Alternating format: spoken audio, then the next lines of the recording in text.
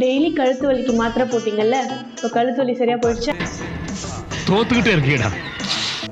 வலி மாத்திரைன்றது ஒரு பெரிய மேஜிக் பாம். வணக்கம், ஃபிசியோதெரபிஸ்ட் திவ்யா ஸ்னேகா, முத்தாண்டிக்குப்பம்.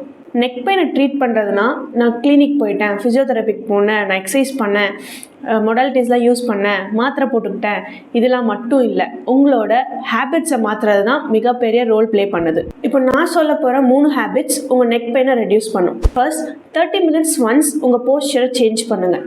செகண்ட், உங்கள் மொபைல் அண்ட் லேப்டாப் ஸ்க்ரீனை ஐ லெவலில் மெயின்டைன் பண்ணுங்கள்.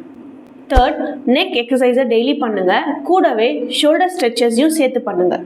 ஷோல்டர் ஸ்ட்ரெச்சஸ் பண்ணுறது மூலமாக நெக் மசில்ஸில் இருக்க டென்ஷன்ஸ்லாம் கம்மியாகி ரிலாக்ஸ் ஆகும். இந்த ஷோல்டர் எக்ஸசைஸ் பற்றி உங்களுக்கு டீட்டெயிலாக தெரிஞ்சுக்கணுமா? எஸ்இன்னு கமெண்ட் பண்ணுங்கள், நானே உங்களுக்கு பர்சனலாக டிஎம் பண்ணுறேன்.